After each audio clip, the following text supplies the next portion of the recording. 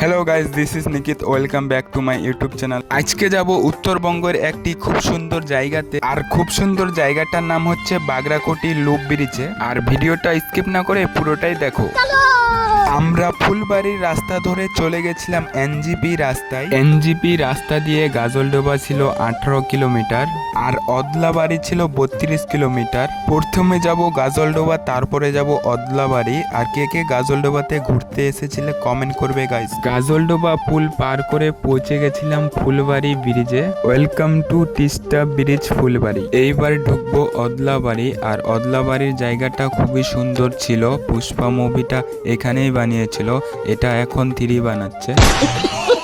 অদলাবাড়ি বের হয় লাতাগুড়ি রাস্তা দিয়ে লাভা, কালিম্পং, গ্যাংটক যেতে পারবে। আর কেউ হাওড়া যেতে চাইলে এই ট্রেনটাতে উঠে যাবে।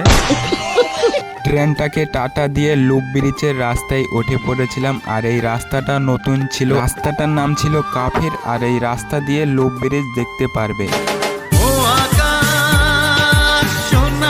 তারপর 2টা মন্দির দেখতে পারবে। তারপরে পৌঁছিয়ে যাবে বাগরাকোটের ব্রিজে। এটাই সেই লুপ ব্রিজ যে আমাদের ইন্ডিয়ার ইঞ্জিনিয়ারগুলো এত সুন্দরভাবে বানিয়েছে। ধন্যবাদ জানাই তাদেরকে। আর এটাই সেই এনএস 10 যে লাভা, কালিম্পং, গ্যাংটকে কানেক্ট হবে। আর বাগরাকোট ব্রিজ থেকে লাতাগুড়ি ডিস্টেন্স ছিল 44 কিলোমিটার। আর বাগরাকোট ব্রিজ থেকে যে ভিউটা দেখা যায় অসাধারণ। মনে হয় যে আমি আকাশে ভাসতেছি।